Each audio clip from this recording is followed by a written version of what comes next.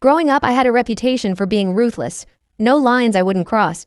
Got pushed out by the whole circle because of it. And yet, I'm the one who ended up taking over the Jang group. So I never lose sleep over whatever girls are hovering around my fiancé. Everyone in the industry knows my name. Nobody's dumb enough to try me. But after 6 months abroad, I come back. And there's actually some girl in the company dumb enough to try. Sitting in Lisa Feng's passenger seat, I didn't go confront her. I just had my assistant set up a dinner. Lisa Feng, her, and all her people. A man who won't behave? Replaceable. Anyone who so much as thinks about going after my man? Shut down before it starts. Ms. Gu, 7 people have arrived on Mr. Lee's side, but there's one who wasn't on the list. My assistant dropped her voice, shooting a loaded glance toward the private room. Who? I slipped my phone into my bag and signaled her to lead the way. The one from the passenger seat. I laughed softly and said nothing. Saw that coming. 7 or 8 people sat along both sides of the long table. The second I walked in, every single one of them stood up. Lisa Feng was at the head of the table. He froze the moment he saw me, then quietly slid one seat over. The girl next to him, early 20s, full glam makeup, dressed simply. Nobody at the table dared make a sound. The whole room was frozen stiff. And then this girl, like she had zero awareness, picks up Lisa Feng's glass and takes a sip, then flashes him this sweet little smile. Mr. Lee, you really need to eat something today. I stood in the doorway, didn't move, felt the whole vibe shift in the room. And she finally noticed me. She tilted her head, looked me up and down, then glanced at the room full of people holding their breath, then turned to Lisa Feng. Who's this? Shows up late and doesn't even say hi. Mr. Lee, your company's got 0 standards, huh? Nobody said a word, so she kept going, voice dripping with this clueless confidence. Like, even if you're important, basic manners still exist, right? This is on you, Mr. Lee. Everyone's so tense they can't even enjoy dinner. Lisa Feng's assistant had gone pale. She finally cracked and grabbed the girl's arm. Miss Liu, this is Gu Qinghan. She's Mr. Lee's fiancée, and the actual person running this entire group. The room went dead silent. Liu Ruyan's hand froze midair, glass still in it. The smile on her face slowly curdled. She set the glass down. Before Lisa Feng could say anything, she spoke first. Oh, the fiancé? Then you really should have come sooner. We've all been waiting. I walked over and took the seat at the head of the table, eyes on Lisa Feng. Lisa Feng, your intern's quite something. He finally looked at me, dead cold. She doesn't know better. Don't stoop to her level. When have I ever stooped to someone who doesn't know better? I picked up the menu and flipped a page. Go scrap that car when you get back. Get a new one. His brow furrowed instantly. Any car someone else has sat in, I don't want it. Liu Ruyan muttered something under her breath. What? Didn't catch that. Don't need to. Miss Liu, have your resignation processed by tomorrow. Every partner company in the industry. You go tell them yourself. Blacklisted. Permanently. Liu Ruyan's face finally dropped. She snapped her head up at me. On what grounds? Because my name is Gu Qinghan. Lisa Feng sat there stone-faced, clearly had something to say, and said nothing. I stood up and gave Lisa Feng a pat on the shoulder. Lisa Feng, you better think real hard about why you're even in this position. His voice came from behind me, barely holding it together. Gu Qinghan, do you always have to go this far? I pushed open the door. The hallway air rushed in. Sounds like you still don't really know me. By the time I got home, it was almost 11. I sank into the couch. Not long after, Lisa Feng walked in. Why are you just sitting here alone? Waiting for you. He rolled up his sleeves and came over, voice edged with frustration he couldn't hide. You went way too far tonight. Liu Ruyan's just an intern, 22 years old. She doesn't know any better. Was all of that really necessary? She's clueless? So are you acting clueless too? I watched him and slowly swung my legs off the couch. Lisa Feng, you really think you don't know what kind of person I am? Of course I do. He yanked at his tie, voice climbing. You're just too controlling. One intern sits in my car and you blow up like this. What are people supposed to think? You think I care what people think? He paused. I had work stuff to handle, needed people to move around with me. I gave her a ride, so what? A ride? I smiled. Every house in this neighborhood is on its own private plot. Everyone knows everyone. Lisa Feng, where exactly were you riding to? His expression went flat. He didn't speak for a long time. Finally, voice low. The car. I'll deal with it tomorrow. But the girl, does it really have to be this extreme? She just graduated. What I say stands. I cut him off and headed to the bedroom. Fine. Go comfort her right now. Walk out that door, don't bother coming back. Long silence behind me. Next morning when I woke up. On the coffee table, a vehicle destruction receipt. Next to it, a copy of her termination paperwork. Lisa Feng's signature on the sign-off line. I glanced at it and put it down. Not dumb enough to go up against me, I'll give him that. A short voice message from my assistant. Ms. Gu, Liu Ruyan's paperwork is done. Mr. Lee signed it himself. But she cried at the front desk for half an hour on her way out. Said one thing, Gu Qinghan will regret this. I sent back 2 words. Noted. Heard that line too many times. Not one person who said it has ever made me regret anything. I'm not someone who goes for the kill every time. But I've got one thing. The harder someone pushes me, the more I'll make sure they're the one who ends up regretting it. Not me, never me. At lunch, Lisa Feng texted, "Car's gone, she's out. Happy now?" I typed back, "Destroy her, depends on you." He didn't reply. And just like that, it seemed like the whole thing blew over. Then a month later, I noticed something was off.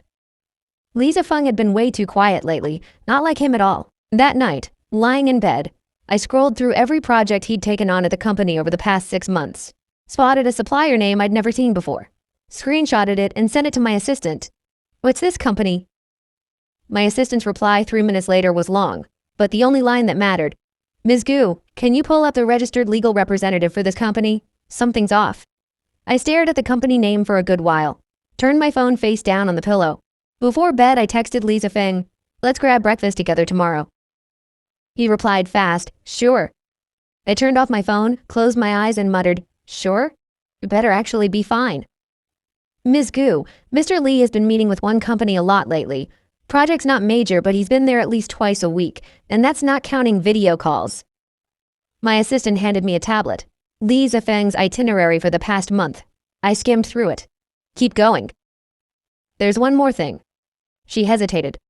After Liu Ruyan left us, she joined that company. Title, Assistant to the Director of Business Development. My hand stopped scrolling. A brand new grad, industry blacklisted, and she lands as Assistant Director of Business Development just like that. That company wasn't on our core partner list. Second-tier supplier. The kind of small outfit we normally don't even bother tracking.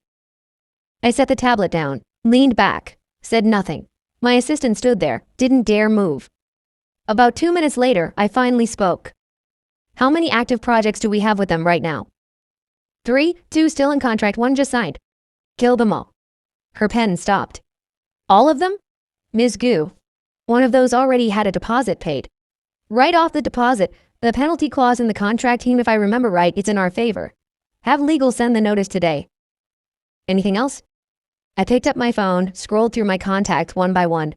"Pull every supplier that does business with that company. You call them yourself. Every company in the industry that has ties to our group, cut them off from her. All of them. Ms. Gu, if we move this hard, this is nothing." I tossed the tablet onto the desk. When I make someone disappear, I'm not giving them a chance to rebrand and come back. Whoever built that bridge for her, tear it down. Can't tear it down?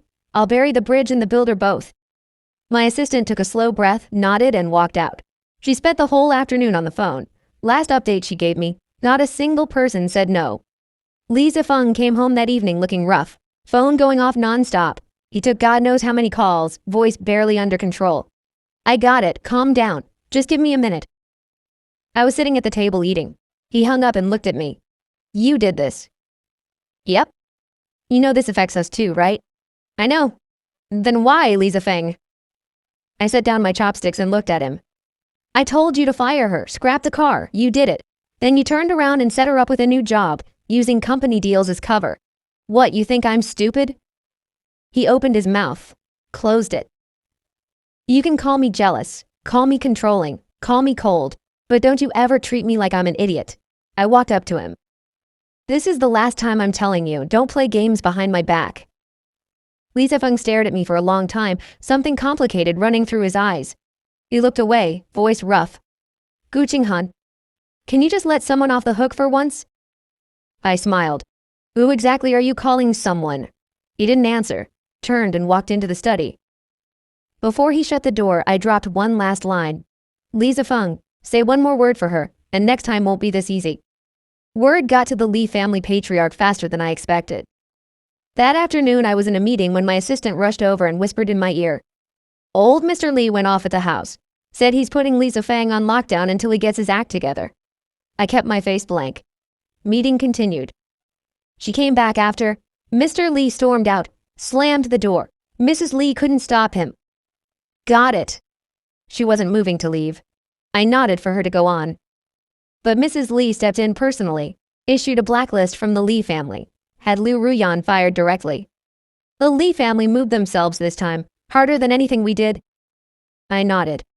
But honestly, the Lee family's moves weren't what I was worried about. It was Li Zifeng. Sure enough, 10 that night, he came home. The front door flew open and slammed straight into the wall. Gu Qinghan. No tie, eyes full of red. I figured he'd come for me tonight. The state of him, honestly, disappointing. Did you go snitch to my dad? I wouldn't do that. Didn't even bother opening my eyes to look at him. And how does he know? You've done too much. Someone was always going to find out. He crossed the room toward me, barely keeping himself from doing something he'd regret. My dad's putting me on lockdown. That satisfy you? You deserve it. He let out a cold laugh, then slammed his hand down on the back of the couch. Gu Qinghan, what do you want from me? Over one intern? You fired her, blacklisted her across every business you touch. Now my own mom is stepping in for you. She's 22 years old. You really can't let it go? I set down my tea, stood up slow. Let it go? Li Zifeng, the Lee family's entire annual revenue doesn't cover a quarter of what my group brings in. You really think I need to be threatened by one intern? His expression cracked for just a second.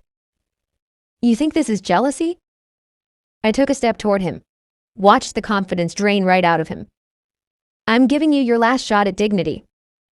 You know exactly how you got where you are. Push me, and I'll flip the whole table. His throat moved. He didn't step back, but his hands had locked into fists. All you do is threaten me. I'm not threatening you. I'm reminding you. Know your position.